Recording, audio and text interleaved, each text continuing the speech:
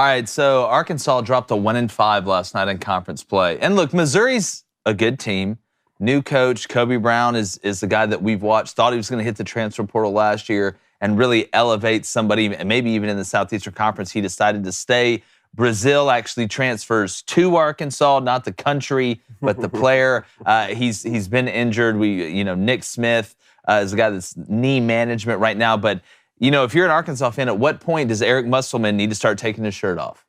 Like, I don't know when it needs. And look, we're fans of Eric Musselman on this show. Oh, yeah. He's been fans ever since the J-Boy show. Still probably got the gear. But it's when I watch Arkansas play, they don't have a lot of rhythm. It seems like it seems like they can't play good basketball for long stretches of time, and they're not. We talk about complementary football all the time, right? Mm-hmm. Defense playing well, offense playing well at the same time, special teams playing well. And there's a special teams in basketball, free throws, out of bounds plays, things like that. But when I look at this Arkansas team, it seems like they cannot marry up playing good defense and good offense in the same game. And typically you get that with young guys and you get that with a lot of turnover. But Arkansas, to me, has been one of the best teams of being able to fix things early and then make runs late. Are you giving up on Arkansas yet? This season or under Musselman's tenure? No, this season, yeah. Giving up, they'll make the tournament, I think. Yeah. But not getting back to the Elite Eight. No. But it was funny. So they shot 46% from the floor, 41% from three. Missouri only shot 25% from three, but 21 turnovers. Yeah, it's 12. And it's one. The other night, they couldn't stop Vanderbilt to save their life. They give up, 97 points to a Vandy team that's not exactly Steph Curry and the Warriors. It surprised me with guys like Anthony Black and Walsh, even though they're young, not Matt Walsh, but Charlie Villanueva's clone, that they've struggled as much as they have this late in the season. But you're looking at the standings right now. It seems like it's a 5-horse race, guys. It seems like it's a 5-team race pretty much in the SEC. Obviously, you look at Alabama, you look at Tennessee, you look at Auburn, Texas A&M is 5-0, so it's going to be interesting in basketball all around, but SEC. Yeah, I'm not going to go this spiel about the entire Arkansas basketball season. They'll make the tournament and be fine. But other than Eric Musselman taking their shirt off, every coach has something up their sleeve.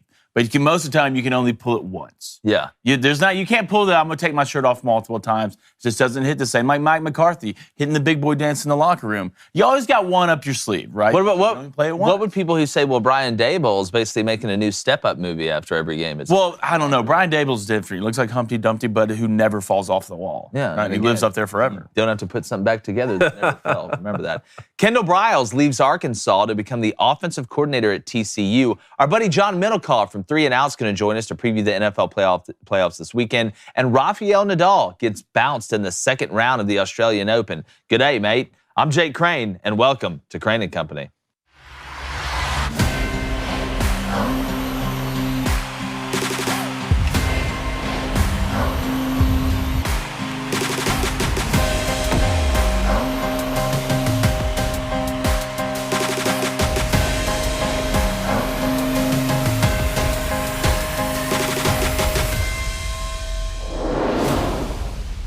By now, we all know that the transfer portal has drastically changed rosters and the sport of college football in general. And whether or not you or I like it, it's here to stay. It's not going anywhere. It's like that show on ABC, This Is Us. Got to get used to it. And now coaches can flip rosters and turn programs' fortunes in a positive direction around quickly. But in my opinion, you can plug up holes in the ship with the transfer portal, but you won't sustain success if you build the whole ship out of it year in and year out. But for new head coaches, it's a must now. And here are some schools who are using it pretty well so far, in my opinion. Florida State has excelled in the portal on both sides of the ball. They added South Carolina Gamecock transfer Jaheim Bell, who's a huge piece. And they've added some players on defense that can really vault them into the stratosphere going into next year, maybe make a playoff run. Auburn has brought in 8 linemen on both sides of the ball already. Some proven tackles and a legitimate center that we're seeing transfer from Coastal Carolina in Avery Jones. Caleb Williams adding Dorian Singer, possibly the best wide receiver in the Big 12, or in the Pac-12 is going to help wreck the Pac-12. And back-to-back defending champs Georgia adding Ra Thomas and Dominic Lovett at the wide receiver position is basically unfair. Now to the Big 12, Oklahoma seems to have fixed some of the defensive problems through the portal, and they need to because it needs to be a breakthrough year with Brent Venables in year 2. You got Dylan Gabriel coming back as well. Expect the Sooners to be legit. And there are a bunch of other teams that have improved their rosters. You look at Michigan, they've been legitimate contenders, but other teams have really elevated themselves into the upper class of college football. And that's one of the positive side effects of the transfer portal for new head coaches are trying to plug those holes up in the ship like I mentioned. But is it tougher to have to rewire a roster from scratch with transfer portal players or to lose both of your coordinators in the same year?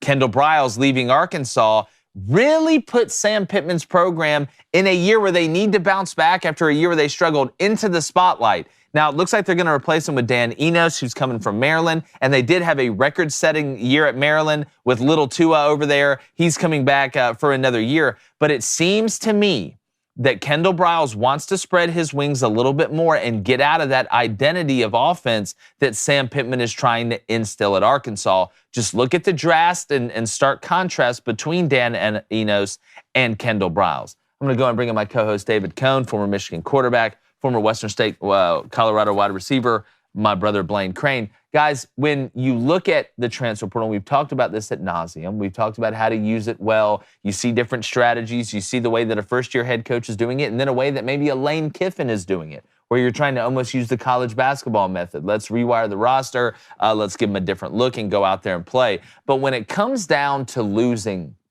members of the program or organization, do you think it's more detrimental to have to rewire a roster with the transfer portal in year 1 or losing both your coordinators in the same year? And you can say what you want about TCU going to the national championship. I don't think it's that big of a step up for Kendal Briles going from Arkansas to TCU. Which one do you think is more impactful? It's a really good question. I think it depends on who is the head coach and does that head coach already have a long-lasting identity with the program. Nick Saban's going to lose coordinators every single season. We talked about it yesterday. The more success you have, the more frequently a coordinator is going to leave. I look at what Dabo Swinney was able to do with Brent Venables. That was a very unique situation now. I mean, we used to see it all the time. Some guys were like, hey, I'm a lifelong coordinator and I want to remain with this head coach. It's not the case anymore. And Clemson, that was a situation where Clemson lost both coordinators in one season. They still won 10 games, won the ACC, sort of had a very similar season, even though they didn't make the college football playoff. Michigan last season lost both coordinators in the offseason. This was coming off a college football playoff appearance. They even had a better season this past year because what? Those schools already have an identity with head coaches that have been at the helm for a while. So with Arkansas, I know it's tough to lose Kendal Briles, but Sam Pittman is your head coach. He knows what the identity is going to be. And honestly, maybe, I understand Kendal Briles wanted to leave. I thought it might be for a head coaching opportunity at a smaller place rather than another OC job. I think that hurts a little bit more if you're an Arkansas fan. But I think Sam Pittman's the guy you want in Arkansas more than anyone, and I still think that he can have success there. Yeah, Blaine, they finished 15th nationally in offense this past year. That wasn't the problem. Yeah, they finished 7th nationally in rushing. I just feel like when you look at both of these schools, I'm with Cone. I expected Kendal to leave to take a head coaching job. He's been at Arkansas 3 years. He's been around long enough now where it's almost time for him to go and take over a program. He's shown you the ability to consistently put good offenses out there, which is a big part of the deal. But when I see him go from Arkansas to TCU, it's not like TCU has more money than Arkansas does. Okay, no. That's not the case.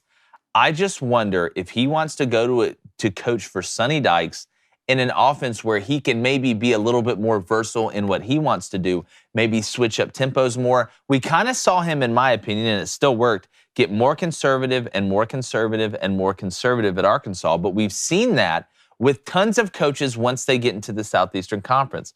Gus Malzahn got slower and slower and slower and slower. It seems like you go to the SEC and it kind of balances back out. Maybe if you're kind of on the fringe a little bit. I think he wants to get back in his Birkin bag a little bit and start getting out there. And Sonny Dykes has shown you, hey, you want to throw it 60 times? Well, hell, let's throw the ball 60 times. Well, I think Kendal kind of changed up a little bit, one, because that defense was banged up and not very good this year. And they didn't have a lot of depth.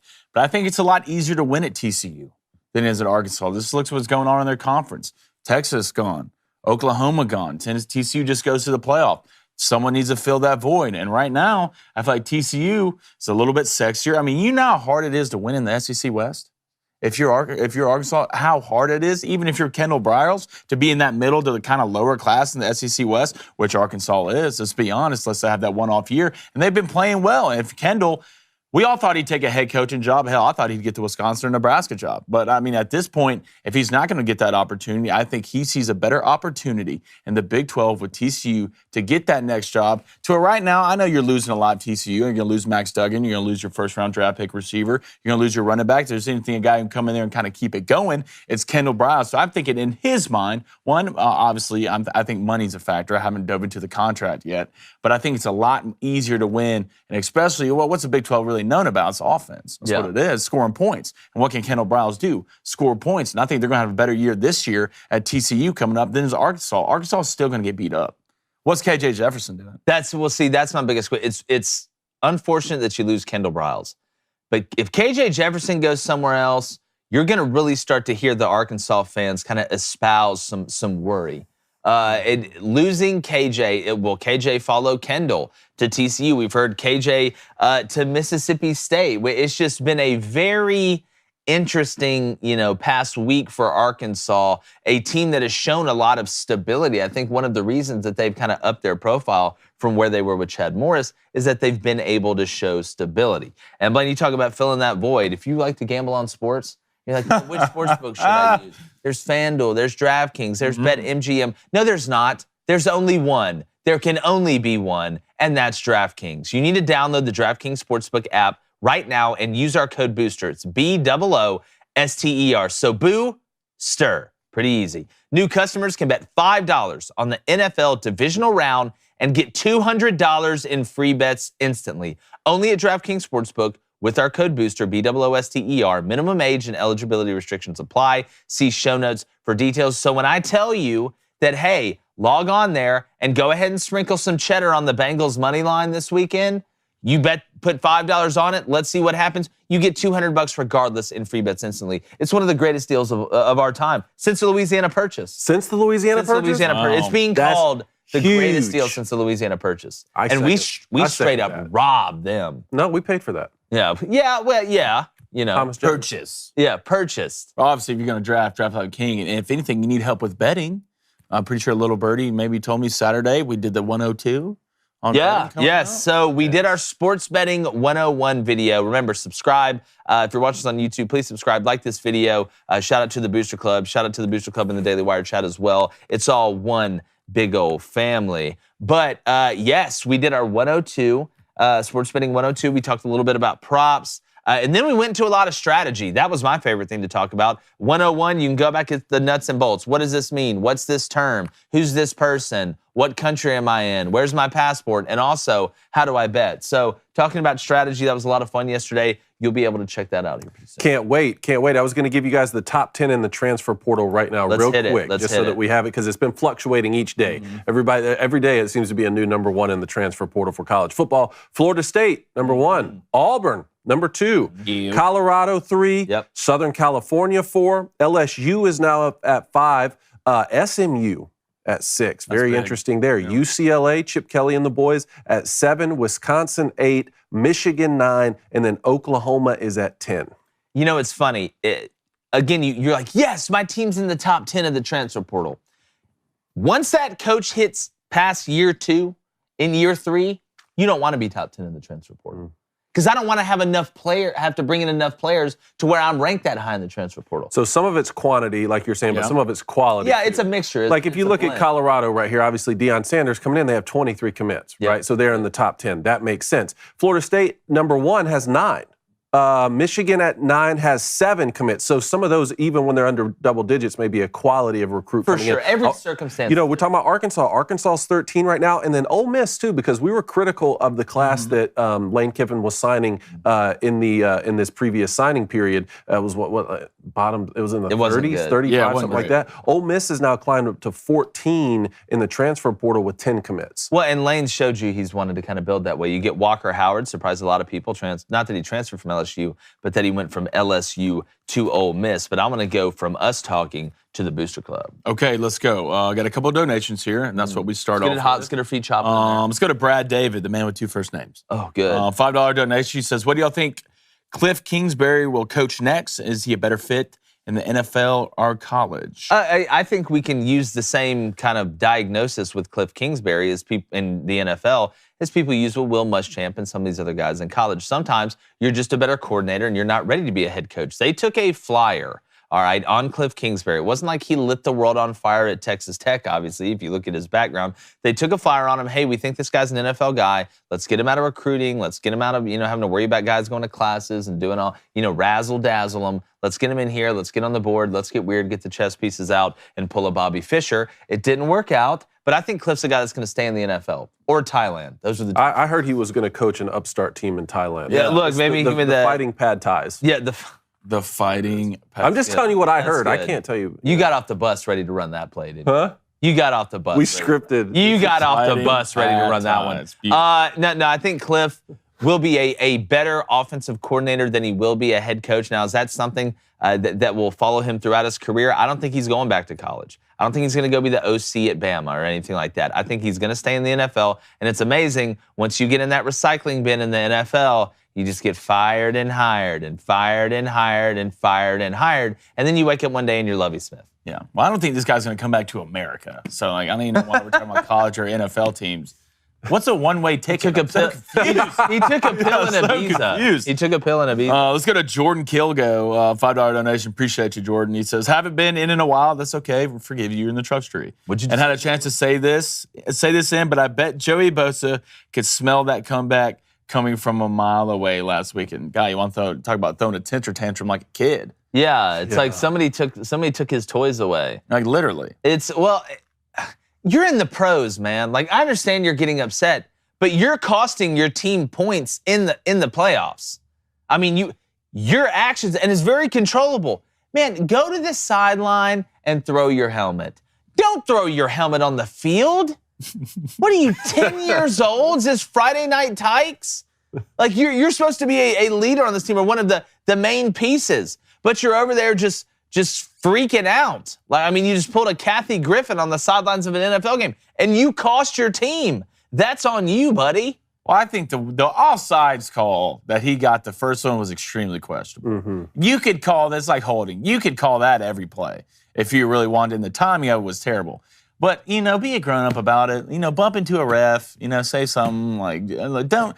There's a certain way, if you're going to get mad, don't do that. Like, he literally threw a temper tantrum. Tim stomped the floor. I'm pretty sure he was crying. You can't have long hair and act like that. Yeah, for sure. Oh boy, really, it's definitely got the rawhide wallet, not the Hulk hand. Okay, let's go to Cody Kirby. What's up, Cody? A lot of what's up? two first names. Look, two names, two first names. it's all Love to good. see it. Question, why does Flaming Dragon Friday only apply to Jake? Cone needs to be held to the same standard starting tomorrow. I was thinking about this because I saw this earlier in the chat, and I think we need to do that. I knew it was only a matter of time before I got we rude. can up it. Half the time I say it, then it's because Cone looks at me and he's like, yeah, well, Blaine did this. I'm like, yeah, Blaine, what do you think about it? I feel like we can try this out. Verbal tomorrow. entrapment. Maybe what do we usually set it at? 3.5, 4.5? Yeah, 3.5. Keep it there because I'm 0. I'm a locked See, you in. say that. You say Okay, that. You really I want know to that keep it feeling. there? Because, if anything, add one, because he says it's 5 times every Friday. That is true. Maybe That's put not it at true. 9.5. 9.5. Oh, my Combined? goodness. We talk a lot. Yeah, this is true. Let's go to head people keeper Blaine. Love that name. Future alien alert. Malachi Coleman, a recruit for Nebraska, is 6'4", and he ran a 4.38 40. I wonder what it is like to be that fast. My 2 dreams. Yeah. I've always wanted to throw it 95 plus and run a 4.3 40. Yeah, well, it's kind of like on NCAA, 14 when you're doing recruiting and you look at the speed and there's always some 3-star prospect that's 6'7", running 4.3. I'm like, I don't care if he's 3 stars, no stars, or Zeta Reticula 4-star cluster. I Sign want here. that guy on my team. Yeah, sign here. We'll figure it out. Hold on, catch this pin. Yeah, sign it. I need you to sign this. All right, let's go to Dakota Blackburn. What's up, Decode? Hashtag Ask Crane & Company. Absolutely stoked for y'all to have John on. He's my go-to for the NFL and y'all for college football. Who are y'all's 5 teams that won't make the NFL playoffs next year? That are in it right now. Won't make. I don't think in it right now. I would say I can make this pretty easy for you. Give me the Commanders. Hashtag don't believe. Okay. Give me the Texans. Got to put the Texans in there. Yep. Give me the Falcons. How about the Cardinals? Give me the. I'm with that. I'm with the in there. Cardinals. Let's go one more. Let's look each other in the eyes. What do we think about the Colts? Yeah, there Give it me is. the Colts. I don't see them flipping that house HGTV style anytime soon. So those are the 5. Let's go to Cal Kennedy. What's up, Cal? Briles flirted with too many places to try and leverage getting another raise. He's a good OC, but at that point, are you committed to this program or not? Pack your bags and get out of here. I heard this. What do you think about this? Well, I'm looking at the offensive numbers he's putting up. Pay me. Yeah. We're finishing top 20 in the country on offense. Pay me.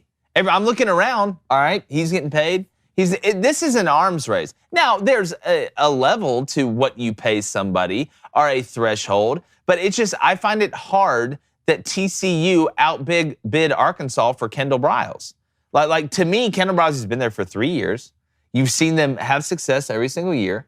KJ Jefferson's continued to improve. I know he's been a little bit beat up. Even with the turnover, they've been able to put points up. They're still able to run the ball. They have balance on offense. They're a threat on offense. Hell, it was the only reason they won some games this year was the offense. So I think Arkansas may need to realize a little bit. Kendal Briles is a very, very important piece, and you may not understand it until Dan Enos comes in there and screws it up. And then you're going to be saying, well, man, we should have forked over that extra $400,000 for Kendal Briles. It sure would be worth it to have another top 15 offense in the country. What's that old saying? You don't know what you got till it's gone. And look, I hope not, because I like Sam Pittman and what he's doing in Arkansas. I hope they're able to maintain that offensive, stability and efficiency. It's again, sometimes guys are worth the money. So we'll see. And you got 3 years with him. You got 3 years? You had three seasons with him. So, that's one of the things. When you hire a great young offensive or defensive mind, they're not going to be there that long. Yeah, but I wonder, though, David, it's different if he went and took the head job at Marshall or something. And it's different if your team just won the championship. Yeah. I get that. It's Yeah. well, Alabama at least has national championships to show for their OC turnover every year. I do understand that. I'm just saying, you had him for 3 seasons. You got to maximize him while you have him, and now get the next great guy in. Yeah, that's the thing. It's never going to end. Some problems are good. Yeah, Some problems are good at the end of the day. So, But I just see it as a lateral move, though. Like, I don't see this as a step up for maybe it'll be easier, like with what you said. I get that, but I don't know. Maybe I kind of agree. Yeah, I see this. all right, let's go to Isaac Rose. It's pretty cool right here. $10 donation says, "Morning, boys. Good morning. My wife and I are watching live from the hospital, awaiting the birth of our son. Let's go. So you guys may be getting another fan before you get off the air. Let's go, Isaac. Let's go, right, buddy. Let's go. Nice and healthy, everything good. Keep it locked in. Yep. Keep it locked in. Let's go to Sister Riggs. Have that baby. Yeah, Have that True OG baby of right the after chat. this ain't it. She says, "What's more important, being top 10 in the transfer portal, or already knowing you're working with your next man up?" Already development. I think that's the word you're looking for there. Development. You know what I want?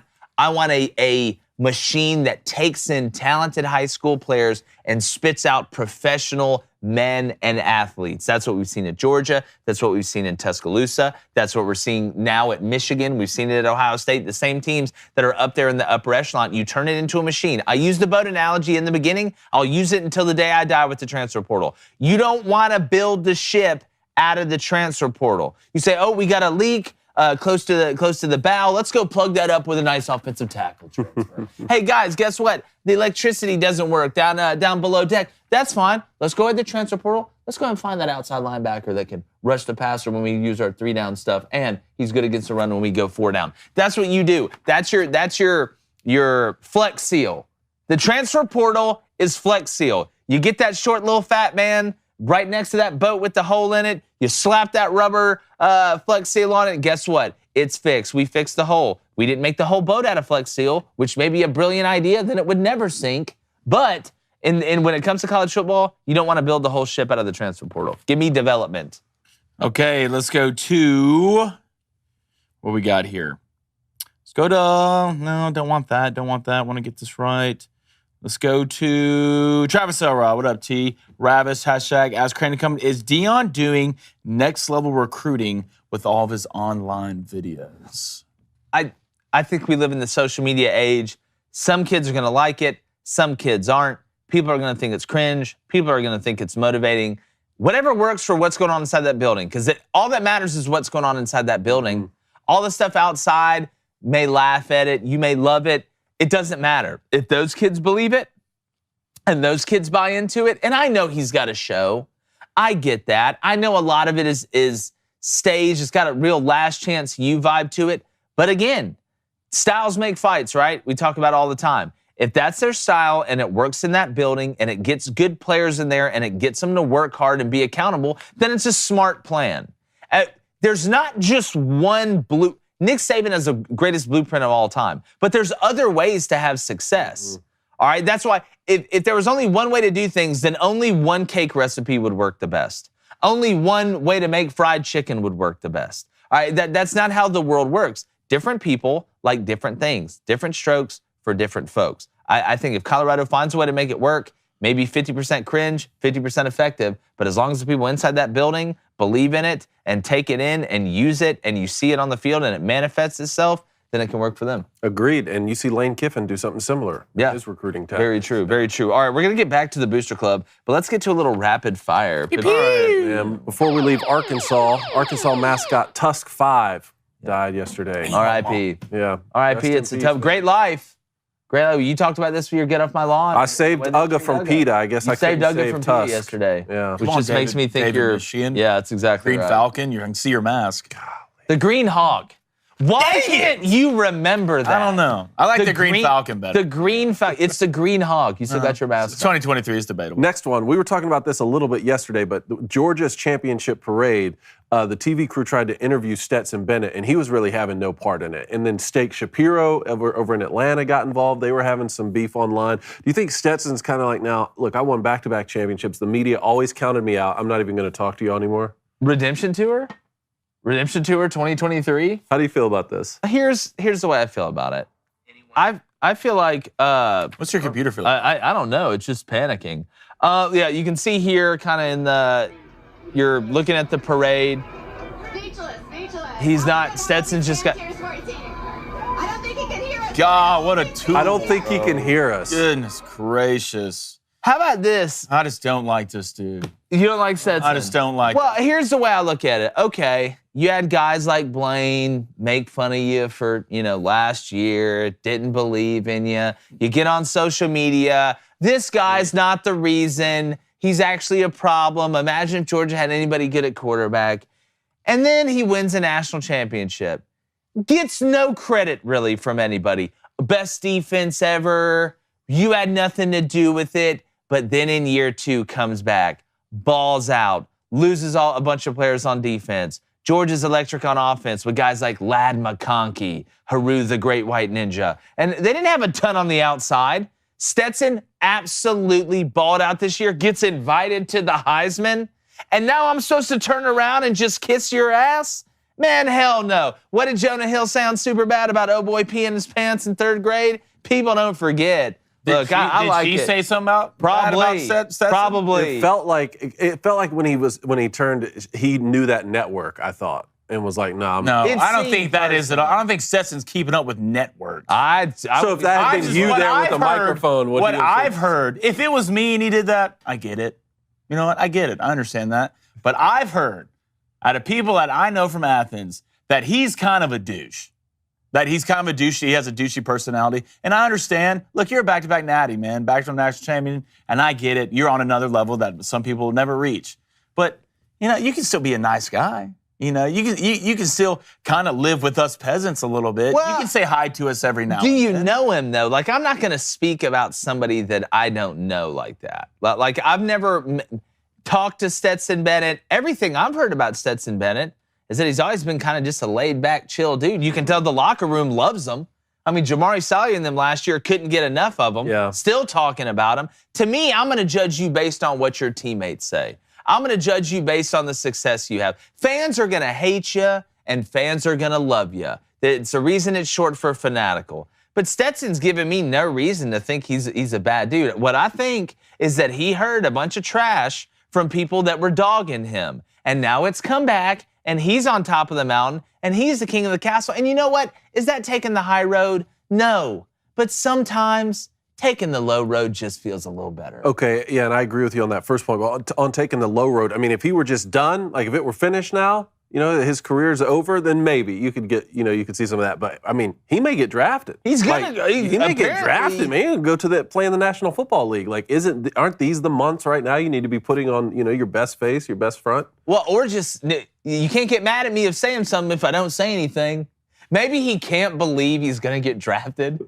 Like he's like, no way. He's like, I'm not gonna say a word to screw this up at all in any stretch of form. He's like, I'm gonna go Helen Keller. I'm just gonna, pick up the remote and turn the mute button on. Yeah. Well, there you go. That's what it is. All right, next one. We were talking about college basketball a little bit. Guys, UConn. UConn's lost 5 of 6 now. Yeah. What's going on with UConn? And the Big East is wild, and we talked about this the other day. Don't even get me started on what Xavier did to me last night against DePaul either. Like it's a sore subject. Speaking about being upset while you're talking. But it seems to me like UConn, similar to another team, Creighton, right? Starts out hot, drops a couple, gets hot again. Now they're 4-5 in the Big East? They are 4-5 in the Big East. 4-5 in the Big East. It just seems to me a team that beat Alabama, a team that seems to have all the pieces, right? Sonogo down low is one of the best big men in the country. They're shooting the ball better this year. It just seems to me like one of the things that UConn held their hat on is defense. Right? They're giving up, 65 points a game, something like that, scoring at a high clip. It seems to me like the defense has fallen off, or maybe the offense hasn't been working as well, and that affects your defense. That's a real thing in basketball, in a sport where you play both, right? In football, you got guys that play defense and guys that play offense, right? All right, sudden change, something bad happened on offense. Well, we got to go out there and play defense. In basketball, you play offense and defense. Sometimes if you're not shooting well, it can affect you on the defensive end. Just like in another sport, baseball, right? There were so many times where I either struck out or got out or was pissed off about it at bat, and I let it affect me in the field. I went out there and just lollygagged while the first baseman's throwing ground balls out there, and you let it sit with you, and you let it sit with you. Then all of a sudden you make a great defensive play, and it gives you confidence to go up there at the plate and make another play. So in a sport where you play offense and defense, sometimes it can affect you, and it seems to me, even as veteran as this Connecticut team is, it has affected their play a little bit. Well, they started 14-0, and they're 1-5 since then. It's not going to get any easier. They have Xavier. You're going to have Marquette again. You're going to have Creighton, Seton Hall again, who they lost to last night, Providence, St. John's. You're going to have to go on the road to Villanova. So the Big East ain't a joke. And 2 of those games, they lost what was it, ranked losses on the road? I mean, you had to go to Xavier, you went to Providence, you went to Marquette, you went to Seton Hall. I mean, your next 2 games, you get Butler at home, which they should win. Then you get Xavier at home. So you're going to have some home games coming down the stretch. When it comes to college basketball, when do you want to be trending? Mm-hmm. Yeah, want to be trending at the end. Sure. Auburn, big win last night. Yeah, Auburn seemed to really kind of when it's amazing when you don't turn the ball over and the guards play well in that system that Bruce Pearl runs, which the guards have to play well. They need to play well in any system. But I will say, out of all the Bruce Pearl teams I've seen at Auburn, this one doesn't shoot the ball very well, but they are playing very balanced offensively. And it's because I think Janai Broome, the big man transfer from Morehead State, can actually score with his back to the basket.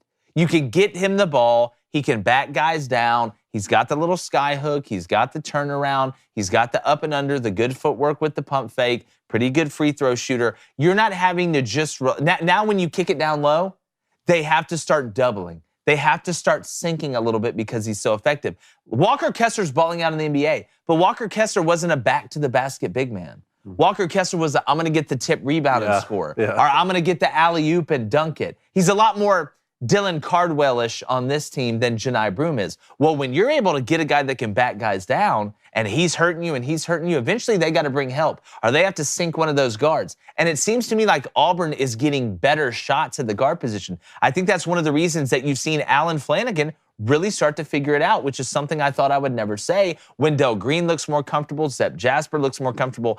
This team, I think, is more of a balanced defensive team than what we've seen Bruce Pearl have in the past when Auburn's having success. I mean, they're what, 5-1 in the SEC right now? Boys, you look at the state of Alabama. Alabama's 6-0 in the SEC, obviously top 5 in the country. Auburn is now 5-1 in the SEC, looking like they're going to end up being top 10 after this weekend if they handle business. It's just right now, it is a very, very interesting time for the state of Alabama in basketball, and not because of what Darius Miles did. Yep, no doubt. All right, a little Australian Open update here. So Rafael Nadal got bounced in the second round. Hip injury. He's hurt, though, Hip right? injury, hip injury. This is your take it, David. Enjoy Well, no, it was going to be interesting this year because he was on opposite sides of the draw as Djokovic, and Djokovic is allowed to play this year, which I still think, Rafael Nadal did capitalize last season without Djokovic being in the Australian Open. I think that's the only reason he was able to win last year's tournament. So he was a defending champion, but he's coming in with a hip injury, bounced in the second round. I'm just wondering if he can get back healthy for the French. That's and again, it's like golf. It's all about the majors. My thing to you is this. My question to you is this. So did Djokovic get vaccinated? No. So this is how stupid this is. Yeah. Imagine how stupid this is. Nick Rolovich gets fired from Washington State because he doesn't get vaccinated. Because his body, his choice, right? For the people out there who are on a certain side of things. I don't know how you say that on one hand and don't say it and don't use it on the other. But then Djokovic doesn't get to play in a major because he's not vaccinated. And now he's still not vaccinated, just walking around out there. And guess just what? Playing. He may not be allowed to play in the U.S. Open. It's just, now that we're finding out about this stuff, how dumb let's be honest, how dumb do a lot of people feel? Yeah. How dumb they feel? Like, again, it's like that joke, what do we say when you're sitting around at Christmas dinner and everybody's laughing at a joke and you can't figure it out? It's probably about you.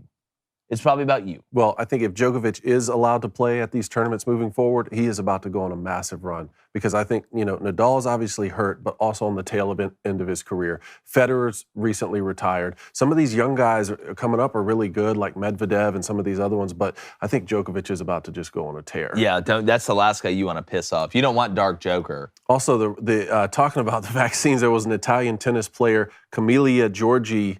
I think she sounds gorgeous. Is denying allegations that she received a fake vaccination certificate from a now arrested doctor.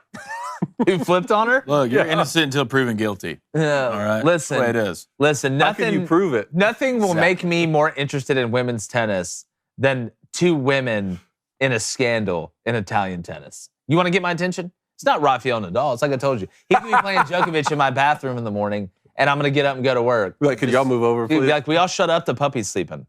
Like, I don't need to back and forth. But no, this little girl-on-girl crime here. I mean, fake. Where'd you get the fake vaccine card then? This is my whole thing. Why am I going to fake a vaccine card? Like, why can't it just be like, look, I'm not vaccinated. Look at me. What's my name? Camille? You think I'm going to get everybody sick? No, this to me Camilla. Oh, excuse me, Camilla. I think. I don't know. Yeah, I'm doing the best I can. This is the dumbest thing. I'll tell you this one I can pronounce, though. Did you guys hear about this? Vanilla Godzilla. Do y'all know Vanilla Godzilla? Is that a rapper? Bring up the kid. Bring up Vanilla Godzilla. Oh, my God. 7 foot.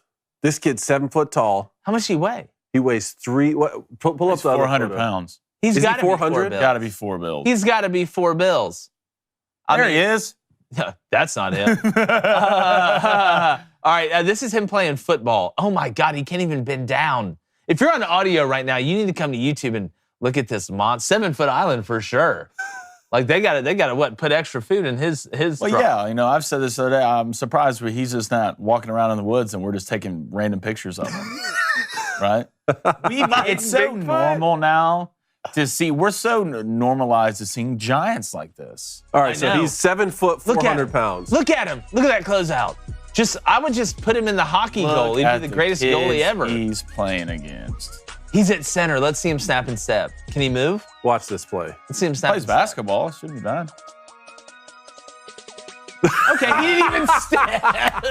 Watch, he doesn't even step. Yes. He just moves right. And the little child. 7 foot. What's funny is you don't realize the guy he's going against is 6'4", 220. Yeah. The guy's going, he's actually 32 years old. It's Canadian League. That is a huge human. You know what I've wondered? Yeah, $4 bills. 7 foot, 400 pounds. There it Nickname's Vanilla Godzilla. My question is, if you don't play sports and you're 7 foot, like, what do you do? Like, I've never gone to a Wendy's drive-thru and seen like a 7-footer, like a power, the center for the Celtics there, just like, hey man, yeah, just got a job here. I'm 7 foot. Like, what do you? I used to wonder when I was younger, like if they had to build like bigger size houses. You know how they build the small houses for the dwarfs, for the short people? They do? Yeah, because I don't think I can say the M word. Can I? Can I say don't the know. M word? I don't know. We'll see. I might as well just try it full send. But they build in those little houses. It's like easier where the countertop's shorter. Okay. And like the light switch, you don't have to get on like a ladder and swing from a rope to turn it on. They make it shorter. Do they have to make it like taller for you? Like, are the doorways taller? Like every I can get behind I don't know. I was about to say. I don't know, Why did David. you ask this giant that's sitting next I to can get behind that for sure. You got- Can't even walk in places. Yeah. Do you walk? How this long guy, does it the take you to vanilla- fall down? We've never been able to find out. Yeah. Never been Athletes knocked never out. fall. Some dude almost ate it in Publix the other day. And he like I was walking by him. This dude was a little bit on the heavier side. I was walking by him, and I don't know, man, if he like caught the heel of his sneaker, but he kind of hit with It a, happens. Whoa. Well, you know, as he was moving by, and like, it's almost like stuck the landing like a gymnast. You know, when you're about to fall, I always like stick it and like look around, like wave. So he's stuck, and I was like, athletes never fall. And he just was like, yep. I love it. Man, what if your nickname was the Vanilla Godzilla? I mean, Monster. I want that NIL money. Yeah. I'm telling you, dude, he's walking around the woods somewhere right now. And people are posting YouTube vids like, we saw him. Yeah. And it's just some blurry, kind of terrible picture. And it's just him doing crossovers in the woods. Let's get to the Booster Club real quick. All right, let's get to Ryan Gade. What's up, Ryan? $5 donation. He says, West Virginia picks up an upset to get their first Yes. Big 12 win, Yep. and TCU remains winless in Morgantown. Should teach David to not bet against my Mountaineers. And now I know. Look, I took Kansas State and TCU beat them. I take TCU, West Virginia beat them. Can't get the Big 12 remember, right. if you, it's like me in the Big East. It's just like I can't. It's like Emily Rose. There's like 7 different demons coming out. But when it comes down to TCU and West Virginia, that game I had the under at 149. Felt good about it the whole way. At the end, got a little nervous. I think the final score was like 74-65, something like that. But a nice win for West Virginia, who actually does host Auburn in the. It was 74-60. Yeah, 74-65. Yeah, they host Auburn in the SEC Big 12 Challenge, which I am super jacked, tan, and emotionally spiritual about here in a couple weeks. All right, let's go to Just Jeff, RG off. I don't know, whichever one. He said, is that Andy Reid's kid? It might be. Have you ever seen Andy Reid in the punt, pass, and kick when he's younger? Oh, my goodness. I mean, he looks like John Candy from The Great Outdoors. I mean, just he's huge. I mean, he's got that 1-bar helmet too. Like his head's so big that it like stops here and you can see his jaw. Let's go to James Stallings, $5 donation. He says Auburn had to this year, no other choice but to get all the transfers they can. Yeah, it's first year's a new rule. It's kind of an exception to the rule. You have to flip that roster because, again, you flip that roster, you get a better team. Team performs better on the field, more momentum in recruiting, especially high school recruiting. That's how you start clicking that machine on. You start getting those levers turning, those pulleys pulleying, and things like that. Nothing like a good pulley to pull. Yeah. You know? Yep. Let's go to Ben Layden. Gosh, every day. Does the NIL issue at Florida show the new era of what college football will be and where it's all about the money? If you don't know, Florida, the Rashada kid, the quarterback, they offered him $13 million. He commits to Florida. Apparently now they don't have it. Check bounced, whatever. It's a bad look for Florida, but this is one of the negative side effects of NIL. This isn't the first time we've heard about this either. It just hasn't been from a high school kid. It's been from the transfer portal, right? Remember Jordan Addison in USC? Where's my money? Talking about that. That was the first one that really kind of started. This will not be the last. My biggest question is Rashada and his representation going to file a lawsuit against the University of Florida? That's what I find interesting once you start getting into the legal pathways of figuring this out. Don't promise money you don't have, and it put Billy Napier in a horrible situation. For sure, and you're going to start to see more and more of this as negotiations start to fall apart. I think it's going to be a bad look for college football. But then also, if it goes to the lawsuit route, then we're going to need to find out all of the details. Like, kids could start to use this as more of an excuse to just be able to decommit from a place, right? Like if he doesn't want to go to Florida anymore and says, well, they promised me something upwards of $13 million and they didn't deliver on it, so I'm leaving. When in the contract, it could have been spelled out differently. It could be $13 million over 4 years, and Part of me doesn't. doesn't want any lawsuit or anything brought, but part of me thinks maybe precedent is the only way that we get action. Maybe once there's some sort of precedent set where it's, all right, maybe with this deal, the collectives look bad. Maybe we can somewhat revert to what NIL should have been. I'm not counting on that. But I want some precedent to be set forward, because once you set precedent, it's basically like setting a rule. We've had this situation before. This is how it's handled, as opposed to, it's Wild Wild West. Dun, dun, dun, dun, Wild Wild West. But speaking about Wild Wild West, before we get to our buddy John Middlekauff from 3 and Out to talk some NFL, I want to do my This Ain't It, because I'm fired up about this. Let's go. I'm super fired up about this. Okay. And here we go. The sports media world has been freaking out about Philadelphia Flyers defenseman Ivan Provorov's decision to not come out to warm-ups on LGBTQ or Pride Night, which is absolutely ridiculous considering these are the exact same people who champion kneeling during our national anthem in the name of freedom to protest. I don't understand, but that's a hypocrisy expose for another day. My question is, why in the world are we having these nights at sporting events that are dedicated to who you choose to sleep with? In reality, I could care less who you go home to at night. I really don't care. But I also don't want to have to take my kids to hetero night at the ballpark either. Hashtag hetero is better, bro. Where are we going down this road? It's one of the dumbest things that we do in sports. The great thing about America and American ballparks is they sell tickets to everyone. They sell concessions to everyone. And if you catch a foul ball, you can keep it. It doesn't matter if you're straight, gay, or that thing where you're in love with balloons. We have Bark at the Park night, cheap beer night, and Veterans Day at the ballpark. And those make sense. But in no way does that equate with, here is who I sleep with at night. Because in reality, that is exactly what Pride Night is. Nobody has ever stopped being prejudiced because they watched the Orioles play on Pride Night. All around, it makes no sense, and we need to stop doing it, because I promise you, this ain't it. David, why do we continue to bring the bedroom to the ballpark? I just don't get it. If you want to be gay, be gay. You want to be straight, be straight. You want to be bi, be bi. When I'm walking by you in the ballpark, I don't care. But you know what I do care about it? When you force it on me. When a event that should be a fun, non-sexual orientation mattered event, and you turn it in to LGBTQ night. Like I said, I don't want to go to I'm a man that loves a woman night. Or I'll never be gay night. It's so stupid.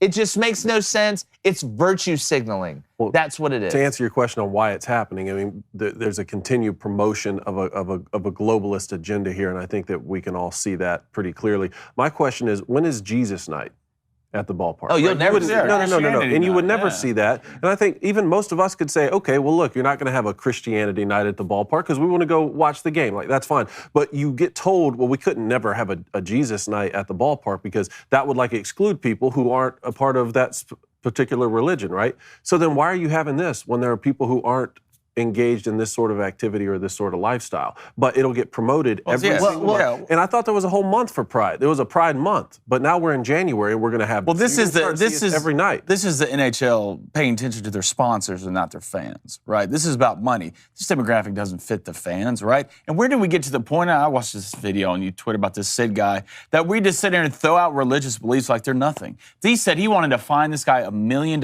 fine the organization $1 million to go against what he believes in. And I respect, this is what's great about America, guys. This is what's great. You can do and believe what you want to believe in, and you don't have to fall or cower to a bunch of people that want to put you in a box and go against everything about you, what you believe in.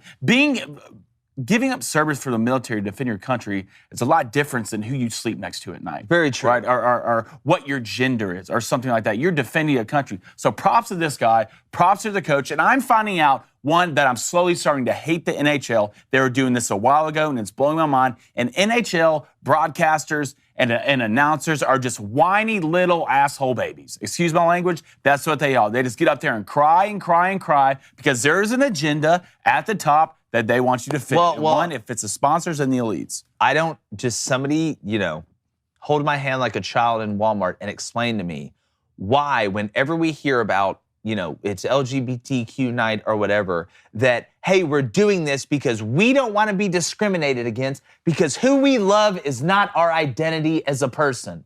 Well, good. Then stop making a whole night dedicated to your non-identity. If you don't want it to be identity, then you shouldn't want an LGBTQ night or a hetero night or I've got, 9 wives night. If it doesn't define you, then don't have a day that defines it. It literally goes against everything that you were saying. Nobody is going to I think sometimes people wish they lived in a time where they were discriminated against. I really believe that. I really think that some of these people wish they lived in a time where they were actually discriminated against. Because there is not a ballpark in America that turns you down because you walk in there and it's 2 dudes holding hands. That doesn't exist. Y'all need to grow up. Nobody cares as much as you think. You need to have things that are better and more interesting about you than who you sleep with at night. If you define yourself based off that, you really don't have a lot of worth. I'm sorry. You must not be good at anything else. That's just the truth. Your parents won't tell you. Your grandparents won't tell you. I'll tell you. I'll tell it to your face. It's just the truth. If you want to have a night like this, have a beat cancer night. Everybody can get behind beating cancer, even if we don't suffer from cancer ourselves. Everybody can get Can we just play hockey? Have the beat cancer Can night. we just play hockey? Please, just because we have one space where y'all just don't try to infiltrate everything we do. Can we just play sports? Bro? Here's one more thing on it. You Can Play, the NHL's longtime social activism partner, wants to work with Yvonne. He says the COO, Kurt Weaver, said the organization has reached out to the Flyers. We do this with a lot of our partners where after an incident like this, we'll come in and run education sessions to provide additional information and a better understanding of the situation. No, we understand the situation. That's not the problem. We don't like this situation is what we're saying. But anyway, it's an absolute joke. I mean, I feel bad for the people that actually are in the LGBTQ community that don't want to use it as a billboard. Those are the people I feel bad for. I think, I'm not even going to say that. But all right, let's get to John Middlekauff here. Talking a little bit of NFL, Coney, some huge games this weekend. Bills, Bengals, Niners, Cowboys, what the Chiefs are going to do to the Jags. We've got it all with our buddy John Middlekauff from 3 and Out. Let's go ahead and roll. It's a hell of an interview. All right, very excited to bring in a friend of the show, a guy that knows the NFL inside and out, has experience in the business, and now he's able to tell about it on his show, 3 and Out. You need to check it out over at The Volume and our friends over there. John Middlekauff. John, it's been a while, man. It's good to talk to you again. What's going on, guys? How we doing? Doing great. As the NFL season is really kicked into high gear as we get into the playoffs, out of the wild card round, obviously into the divisional round. And that's where I want to start. There's some fascinating games, some fascinating matchups this weekend, some teams that are really kind of finding themselves late and other ones that are still trying to put it together. But I want to start with one that seems like it's going to be lopsided, and I'm trying to find a way, John, to coax myself or talk myself into seeing how the Jags can go into Arrowhead and beat Patrick Mahomes and the Chiefs. But the way the Chiefs are playing offensively with the pieces that they still have, even after Tyreek left, I don't think the Jags can make half the mistakes that they've made and be able to walk out of there or even walk in there with a chance to win late. Am I crazy? Yeah, let's call it what it is. Probably their Super Bowl on Saturday night. Yeah.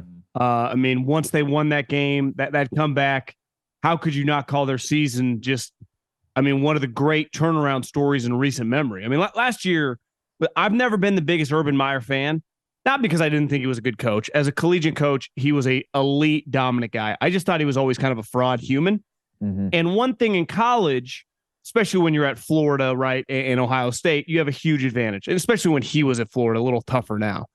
But when you get to the pros, it's like the players, a lot of them make more money than you.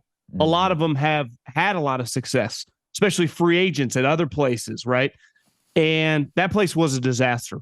Think how often a coach in the NFL does not make it through a season.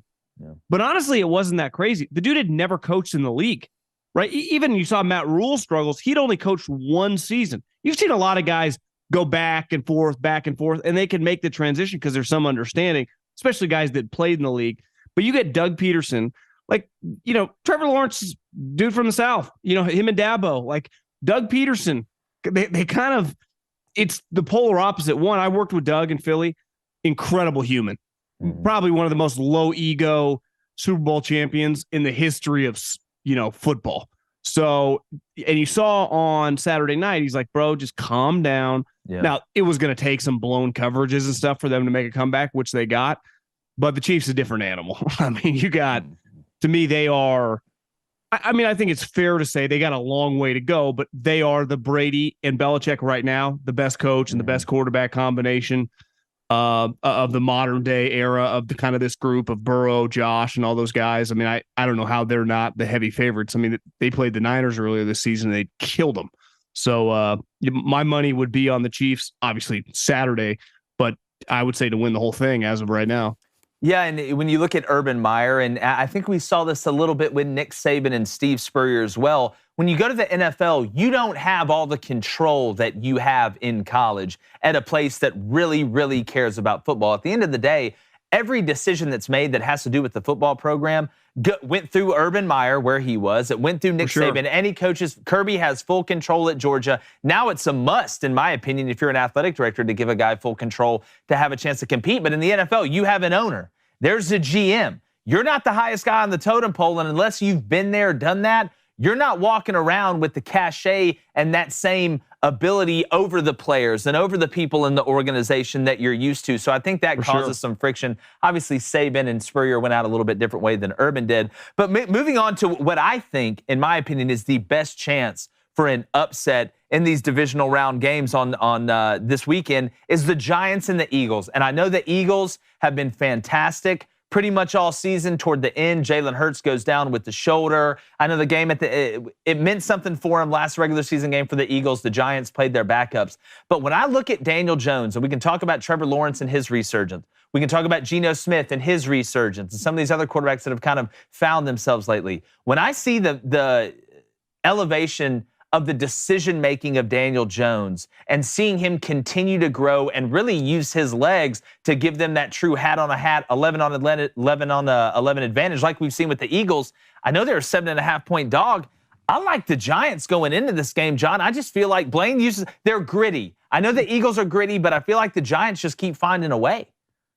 To me, they have like a poor man's version parallels of the Harbaugh Niner teams. Mm-hmm. Now, when Harbaugh came to the Niners, that roster had a lot better players. Patrick Willis, Navarro Bowman, Joe Staley, Crabtree, Vernon Davis. Like, they had more high-end guys that just needed to be unleashed.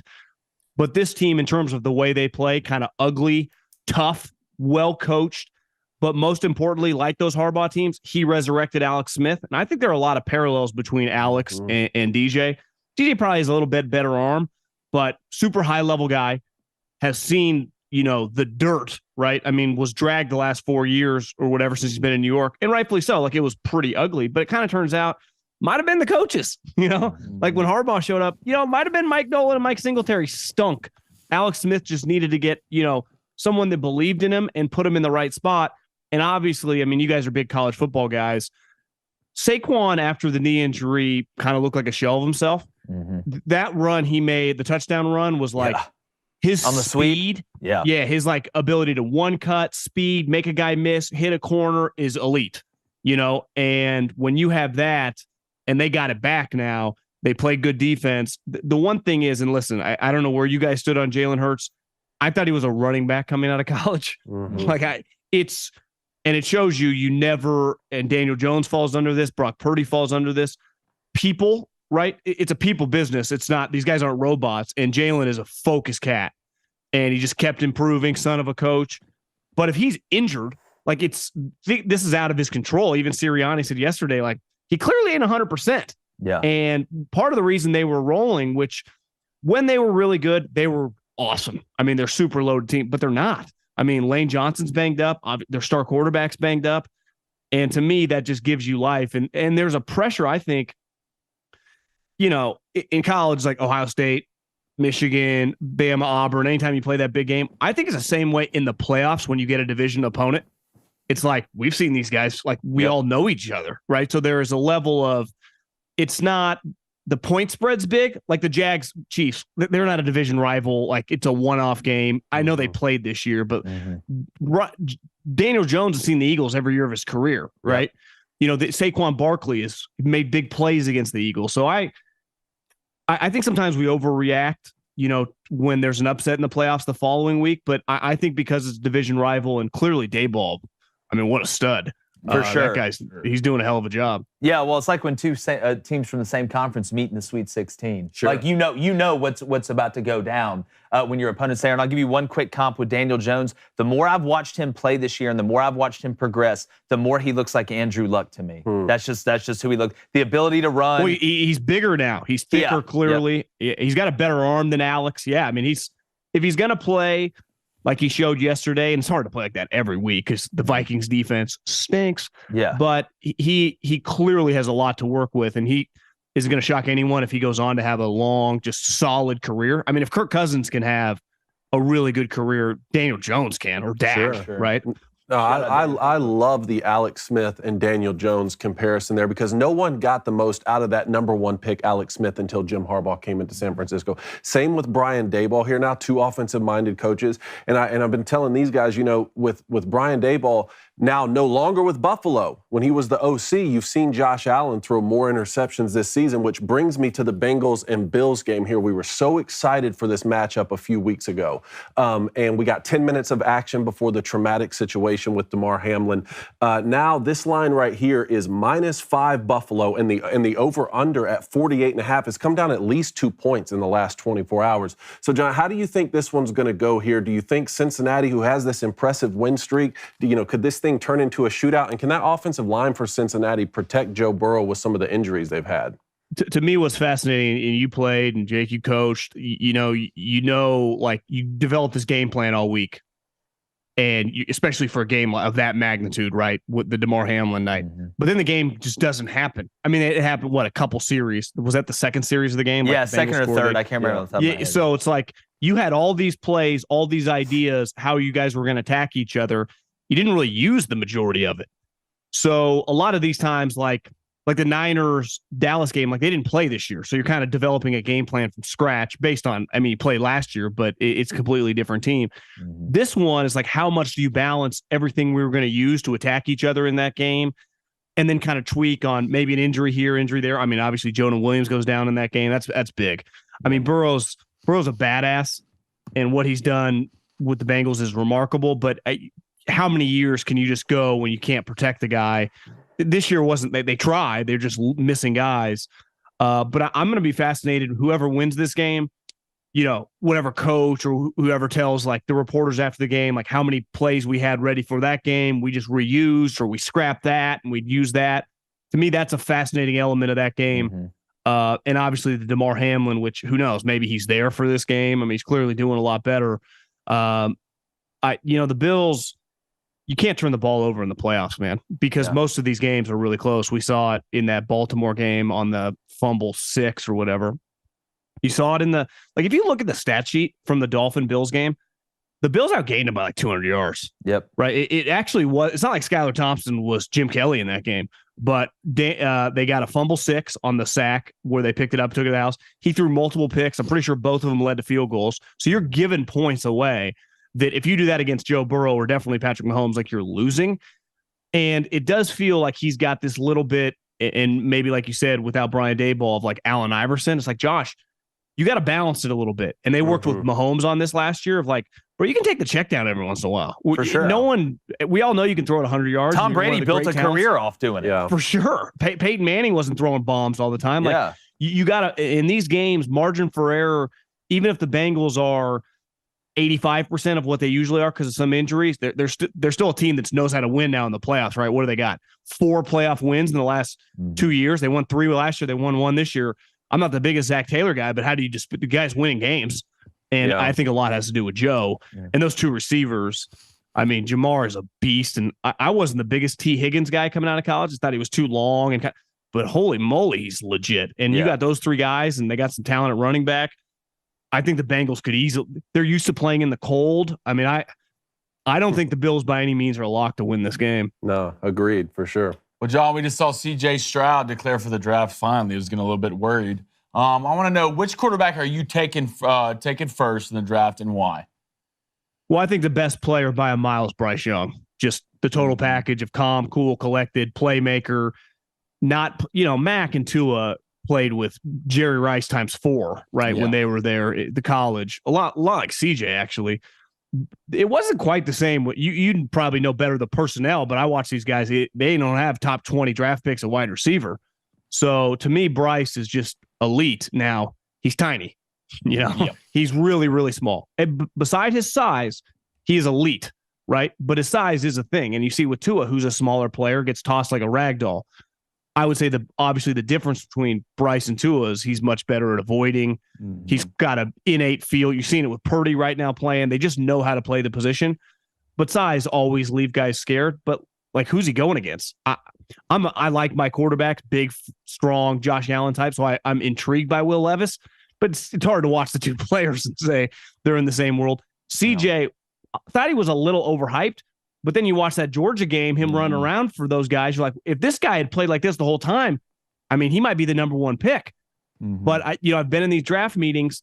Everyone's going to keep showing that game. And you'd be like, what about the other 2 years? Like, why wasn't he doing this? Mm-hmm. So he's going to be a very, very tough, I think, eval. I mean, I think those 3 guys. People can hate on Will Levis all you want. We have a long history now. Guys like that go really high. And from what I've heard, high character guy. And in fairness, like I've had scouting buddies that went through Kentucky. I don't think his wide receivers were any good this year. Not this year. The running back and the offensive line wasn't any good this year. So previous year, he was good. Obviously, he went through an offensive coordinator change. Who Rich got fired, right? Now they get the dude from the Rams back. I think he's going to be the most intriguing. I think you're going to see a lot of negativity on Bryce's size, but I think when the dust settles, to me, the most intriguing part is the GM and the coach of the Bears did not draft Justin Fields. And I like Justin Fields a lot as a prospect, but a lot of people in the league did not.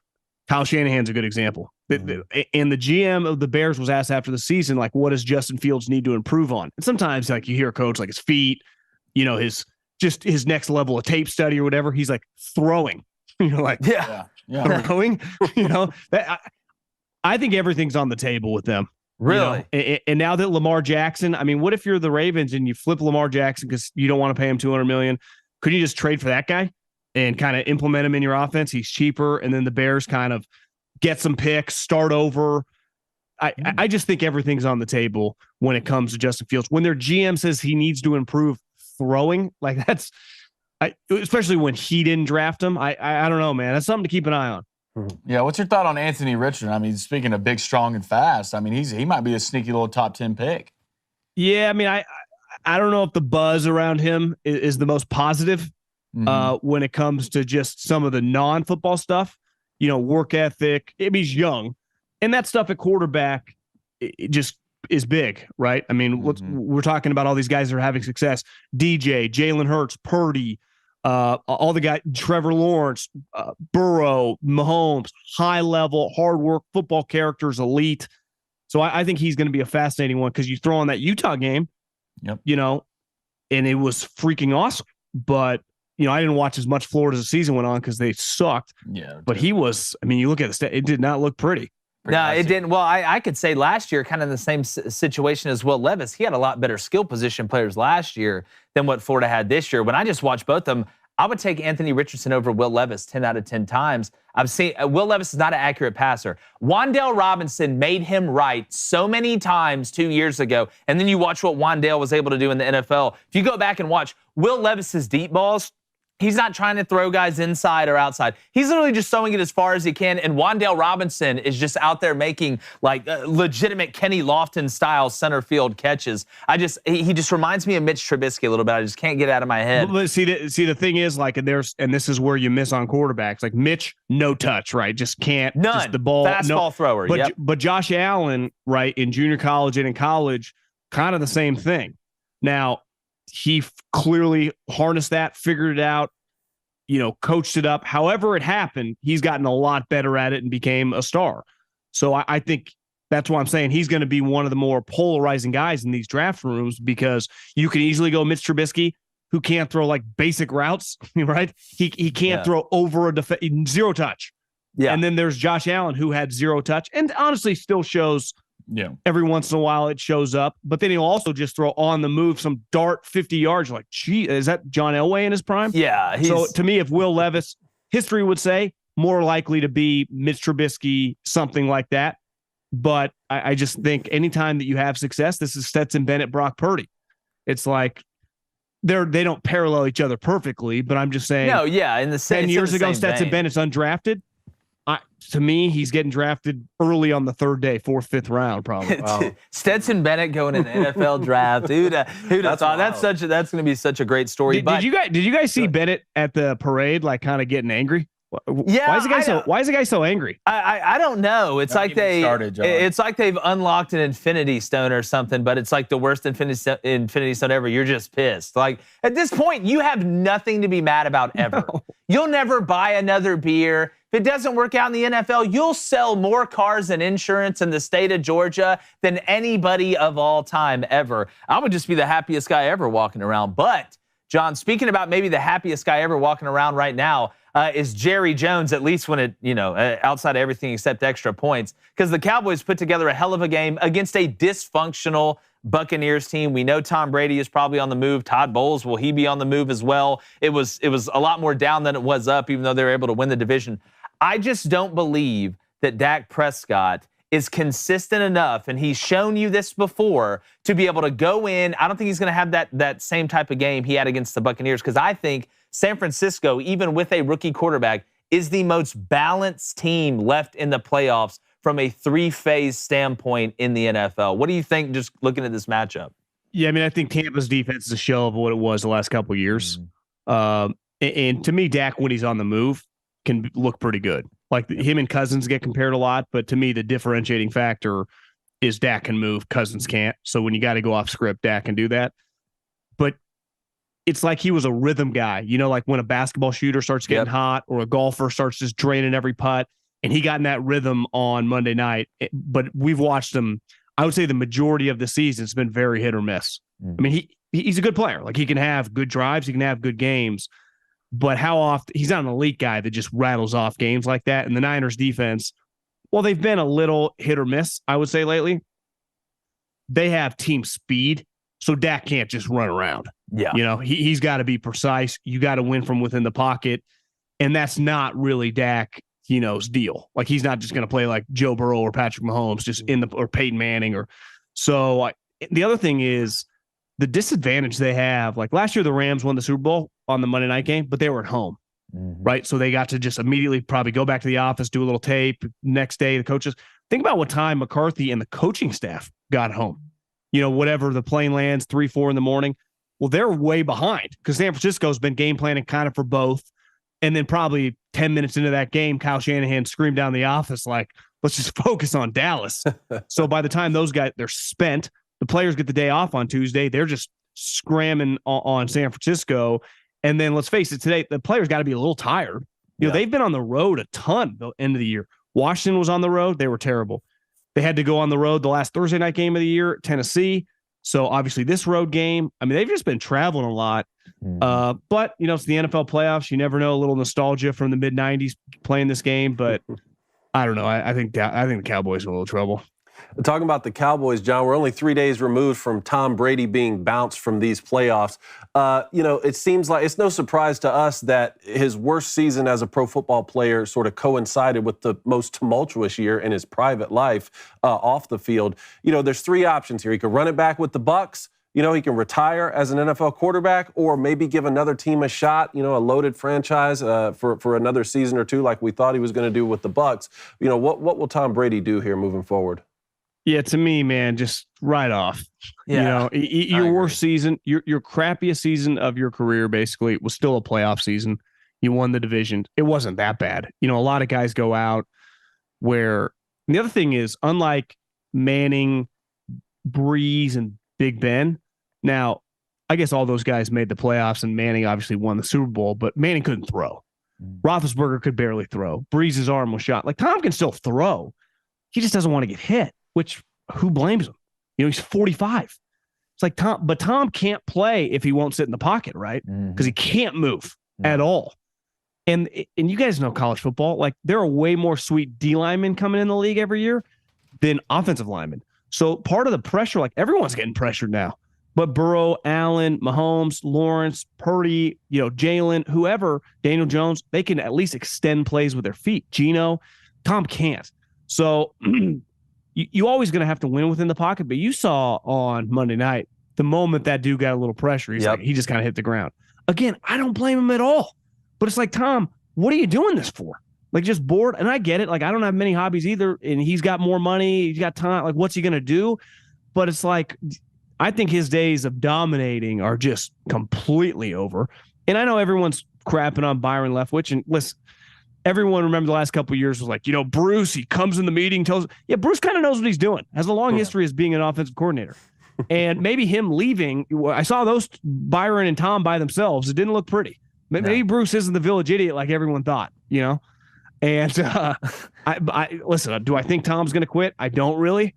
Because 45 years in, he doesn't feel like he's ready to pull back. But where's he going to go? Yeah, the Jets or the Dolphins. I don't.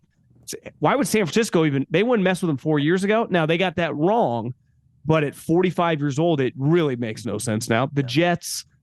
Is he going to play for the Jets and like F you to Kraft? I know he doesn't care about Belichick. The Dolphins. I mean, it's not like they got a great offensive line. Tua almost gets killed every game. They say Sean Payton and the Panthers would be a great destination if that works out. For sure. Yeah, but John, we really appreciate it, man. I know you're busy. 3 and Out. It's a hell of a podcast. You do a great job in over there at the Volume.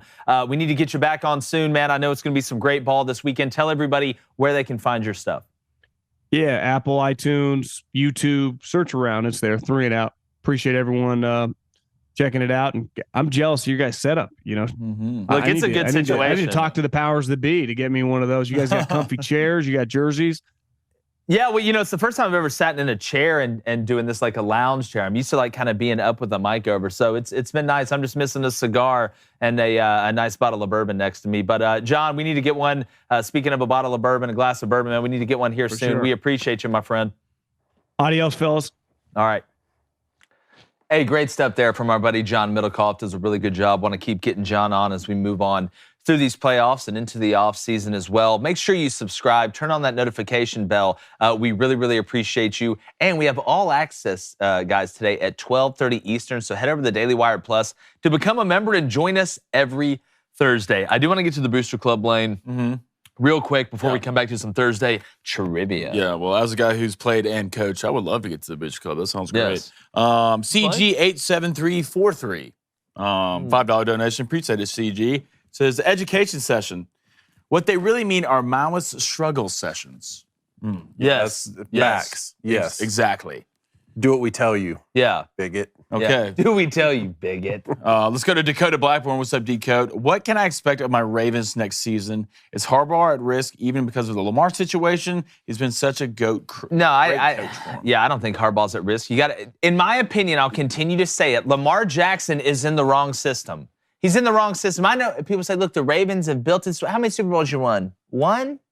Doing it this way? You won one a while ago? Not with him. Well, now I'm not talking about with Lamar, but this kind of, thinking. The Ravens are similar to the way the Ravens have always been. Run the ball, play good defense, play action game. That's really who they are. But I don't think you're getting enough out of Lamar. If you're going to keep Lamar Jackson, go ahead and go all in with Lamar Jackson and let him run a system and give him some weapons on the outside that work. That's why, the other day we put out a TikTok, Emmanuel Acho was sitting here talking about, the biggest myth in the NFL is that Lamar Jackson doesn't have help around him because the Ravens have drafted 7 skill players within the top 3 rounds since Lamar's been there. Well, guess what, Emmanuel? Let me debunk what you think, because it was just about how many players you drafted instead of the quality of the players. It would be a whole hell of a lot easier to draft than it is. Think of some of those names that they drafted. J.K. Dobbins can't stay healthy. They traded Hollywood Brown. Miles Boykin, I don't know. Where is he? Put the Periscope up. I can't find this guy. They've really drafted, if you look at that roster right now, Devin Duvernay, they took in the 3rd round. Hell, with what they have right now, Isaiah Likely, who they took in the 4th round, now going on 2 years ago, may be the most upside piece that they have because I don't trust JK staying healthy. It was a terrible take. Lamar has no help on the outside. He hasn't had any help. He's in a system that doesn't utilize his legs or play to his strengths. I don't think the Ravens will win a Super Bowl with this personnel running this type of system with Lamar. So you either choose your system or you choose Lamar if you really want to win a Super Bowl. That's up to them. Well, just remember, a lot of franchises and a lot of people thought that Lamar Jackson was not going to translate his skill set to the NFL that well. I had my own questions about him being able to be a great NFL quarterback. The Ravens are the team that bet on him. That franchise bet on him and said, I think this is our guy. Even moving on from the guy who won him a Super Bowl, Joe Flacco. They were right. They won that bet. Now that they're having reservations about him moving forward, kind of like what Matt Walsh was saying, he hasn't really returned to that MVP season peak performance. You know, I think like that's fair for the Ravens to say that. Do we really want to make this guy a top 3 paid quarterback in the NFL? Yeah. But if we don't, remember, it can always be worse. Look around at some of these teams that don't have an answer at quarterback. So they're in a tough position. Yeah, it just seems to me that the Ravens, like in basketball, have a team full of guards and they're trying to win games in the post. That's just what it seems like to me. Not that Lamar can do it. Lamar's talented enough to be able to have success in whatever system in reality. But if you really want to play to his strengths, just like the way the Chiefs played to Mahomes' strengths, hell, just like the way that the Bears played to Justin Fields' strengths with no weapons on the team outside of Cole Kmet and Darnell Mooney, who got hurt halfway through the year. I don't know. It's a fascinating conversation with the Ravens to me. All right, let's go to Tyler Jarvis with a $10 donation. T-Jar. He says, y'all need to stop Blaine and This Is Mid segment. So I swear if he keeps calling great movies mid about 13 or 14 more times, that's a good bit, buddy. He says, I swear I'm out of here. And also, we all cover college baseball when it gets here. Well, Tyler, you think it's been bad already? Wait till tomorrow, dude. I agree with Tyler. It's insane. Yeah, you need to stop. It is. Tyler, you'll stay here for us because, yes, we're talking some college baseball. Actually, the college baseball preseason top 25 came out the other day. I'm ready for some college baseball. Oh, yeah? And you can gamble on it now? Come on now. Okay, let's go to, I got CG. Appreciate it, bro. Let's go to Jack Hogan. What's up, Jack? $5 donation. Speaking of baseball, Awesome. 30 days till baseball starts. But as far as the playoffs go, I am insane for having faith in the G-Man for how close they played the Eagles last time. At Philly, you're big on the G-Man. I'm telling you, the closer this gets, the more I like the Gigantes. The more I like them. Daniel Jones putting on Cerebro, making all the decisions, seeing everybody everywhere. They're using his legs. You got nothing to lose. You know, Saquon's back to form. The Giants gritty, as Blaine says. Good defense, nasty defensive line, just slobber and sweat and blood all over the place. I just like the Giants. I like them. I'm falling in L. There you with go. The Giants right now. But speaking about falling in L, let's hit this trivia before we get to bets. All right, let's hit a little Thursday trivia, boys. Oh, gosh. What does that mean? Nothing, Dave. Don't come in here with Nothing. your negativity. That's Big not negative. matchup. That was Come in here with your positivity. Big matchup this Sunday. It's positivity. Big I was matchup gonna this get it. Sunday. Cowboys, 49ers, a lot of nostalgia for Okay. some of us, you know. This will be the 9th meeting. I think that's a record, actually. So in those previous 8 meetings in the playoffs for the Cowboys and the 49ers, I have a few questions here. All right, and you have 60 seconds to answer these questions. They are, which team won the first meeting? Which team won the most recent meeting? Which team has won the most of those meetings? And which team won the most Super Bowls after they met? The 49ers Super won the Bowls? last The one. last All right, meeting. so hold on, 60 seconds. Do we have a clock? Let's go 60 seconds starting now. All right, go ahead. All right. All right, so San Francisco won the last meeting. What's correct. another question? Which team won the first meeting?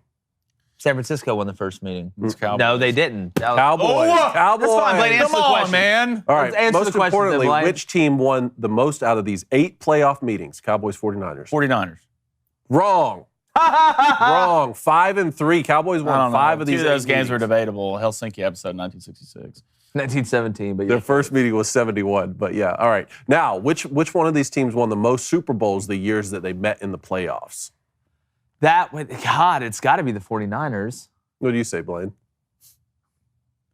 Well, if I say the Cowboys, we're both right. So, I mean, Cowboys. Cowboys. It's a tie, 2 and 2. Here we go. Is that the Here's last question? Yeah, here's the stats on it. Cowboys, 49ers. We're good on that. Thank you. They got it. They got some of them. Yeah, we split it. Cowboys, 49ers met in 71. They met in 72. They met again in 72 because it was December love in the 72. divisional round. They met in 82 and 83 94 and 95, and then last season. I like that. That was good Yeah. trivia. That was good. Yeah. It is a nostalgia-driven situation. All right. I got to go to the board now. It's time. The Board of Extreme Truth Justice. Brought to you by our friends over at DraftKings. Remember, our Booster Club bets are brought to you by DraftKings. Download the DraftKings Sportsbook app right now. Use our code BOOSTER, BOOSTER, because new customers can bet $5 on the NFL divisional round and get $200 in free bets instantly only at DraftKings Sportsbook with our code BOOSTER. Minimum age and eligibility restrictions apply. See show notes for details. Whew, I'm gone. Here's what we got today. After Xavier let down everybody on the planet yesterday, I'm not going to get upset about it. I got it all out driving here this morning. Seems like you're pretty upset about it. I'm going to be honest. What'd you say to me? Exactly. Okay. It's okay. Well, I didn't hear what you said. I'm going to take it as disrespect. Watch your mouth. Here's what I got today. First parlay. Colorado money line, Arizona money line, Colorado money line, Arizona money line, Michigan State. For some reason, I have the hardest time saying Michigan State. Yeah, it's hard. It is hard. You must have a degree right? from there. Nah, that's a low blow. That's a low blow. Hey, where is that Sparty little poster we got? Where is the Sparty? Where is it? Yeah, it's not it little. just First of all, shows it's up not in little. here, It's half the and size of then that it wall. disappears. Like I need to get to the these golden bets. All right, tumbler's I'm gonna do this. gone. Focus. I tell you what. It sounds are like you a thief? Are you making accusations? Are you a thief? Are you making accusations? A lot of things miss around here that involve things you don't Where's like. the beef jerky? That's my. First of that's all, my. I like If you the took the golden beef tumbler. jerky, they'll be hell to pay. Yeah, no, I'll burn this whole. They'll be hell to pay. Yeah. Bring You'll back pay the, for that. Bring back the beef jerky. They're mad. I knew they'd get upset. Yeah. All right. Colorado, Arizona, Michigan State, Memphis, and Illinois money line. That's plus 302. Plus 302? Yep. Cannot wait for 4 out of those, or 3 out of those 4 to hit. Then my second bet. Gonzaga scores 300 points at home against the children that they play every week. This time they got the kids from the Little Giants movie. They're playing them at home, also known as Loyola Marymount. Really? Give me the over 157 because Gonzaga's going to score over 100 points. Plus 302 on a bet. All right. All right. Dangerous, man. I want Michigan State money line as well, but I want to pair it with Purdue wanna pair minus it? 14. Oh. Minus 14. Oh, I thought you said you wanted to pair it. I have a parrot. Like one that sits on your shoulder. Michigan State money line plus Purdue minus 14. That's plus 218. Anything else? No, keep Okay, going. next one. UCLA plus Arizona money line. That's minus 102. Yeah. Double college basketball. And I have seen LA. Huh? Did you ask me if I've seen Yeah. LA? Blaine, will you get him, please? Bring him in. Yeah, it's impossible at this point. Little double dog bet here. We're going to start first. Hey, I'm going to stick with hockey, guys. Just treat me well. Yeah, treating everybody well. So I'm going to go Panthers money line and give me the Lightning and Oilers a goal in the first 10 minutes of that game. I think the Lightning's going to score pretty quick. Give me plus 119. And then give me Bulls 76ers money line. Those plus 136. Up 10 units on the month, fellas. Love to see it. Also, Boston Bruins on the ice tonight against the Rangers. Yeah. I know. That's going to be a... Boston's on the road, right? Speaking of that, Yeah. Baby Cone's taking the Rangers money line, and then he's also taking the Flyers and the Las Vegas Golden Knights money line. That second one's at plus 130. The first is at minus 105. Which one do we want to pick for our DraftKings bet of the day? We need to take Panthers money line, the goal in the first 10 minutes. Big trust. Big trust? Big plus trust. 119? Big trust Big at plus trust. 119? Yeah, big I don't know. I trust. just Right. know Gonzaga's going to score 173 points against Scout, troop. We need to take a dog bet. We need to be grown-ups. Come on. Let's go. Huh? We need to take a dog bet. I Not mean, selling we've done ourselves nothing short. but take dog. I like both those bets. Y'all decide. Okay, I decided. Thank we're you, gonna take David. the Panthers. money Thank you, line. David. You decide. That's fine. We'll do Blaine's bet. Right chair. Let's do Right chair. Panthers money line, and let's do Lightning Oilers goal in the first 10 minutes. Come on, boys. Plus 119. Come on, boys. Feel good about it. Walmart, Elon Musk. Pants to my tits was in here earlier, guys. So That's the funniest thing. You wanted everybody to know that. That's the funniest name on Twitter. Will we be? I can't help. Or in It the is. chat. Or it is. It's hard for me. I don't even have to read his question. It's I so just funny. slowly die inside. Like, I want to know who thought of that. Yeah, because you're funny as a person. If You're you came funny. up with We would that- be friends. Yeah, we would be legitimately friends. He I know says, "Will for a we be fact. litigating the result of the Daily Wire Litigating. fantasy?" That's what I thought I said. Thank you for correcting You said me. litigating. Okay, great. I just love it. So I'm gonna start correcting every word you mess up. You can't even say Michigan State. Did I say anything? Okay, but Did I say anything? No, I didn't, Jake. You know why? Because I'm not a douche and I'm a grown-up. So thank you. Walmart, Elon Musk. He says, "Will we be litigating Thank you. the Daily Wire fantasy in court?" Will you hit the Law and Order button? Yes. Oh, yeah. Hold on. Yes, we will. Yeah. Yes, we've got Shapiro. Ben Shapiro will. Don't I feel worry. good about it. We now. got a lawyer coming on to fix this. We still got the decree in there. Well, let's go to Connor. What's the chance Debo and McCaffrey, I think that's how you spell his name, you're good, both go for 100+ this weekend? I mean, just all purpose? I'd take that. I'd say all Purpose, you'd be purpose. better. I'd take that bet. Total yards. I mean, the way they use, it's funny, they use Debo and Christian like in very similar ways. I mean, you look at the amount of times Christian lines up as a wide receiver. I mean, Debo might be the best receiver in YAG. He for might be sure. the best receiver. Well, he's a running back playing wide receiver. That's really what he is. Yeah, I mean, he he's really Swiss is. Army knife. All right, poll. All right, poll. Poll. Do all 4 home teams win this weekend in the NFL? No. I said they said no, 53%. no 60%. Coney. Do all 4 teams win at home this weekend in the NFL? No, 81%. 81. Yes, Upset. 19%. Wow. All right. Well, make sure you subscribe. Follow us on all social media. Check us out at Crane Company on Twitter. Or go to the Daily Wire Plus. It's unbelievable, the content there and what's coming down the pipe. You're not going to find any place better. Go ahead and become a member. We appreciate you guys. Remember, without you, there is no us. And like the chances of Kendal Briles calling plays in Fayetteville next year, we're going, gone.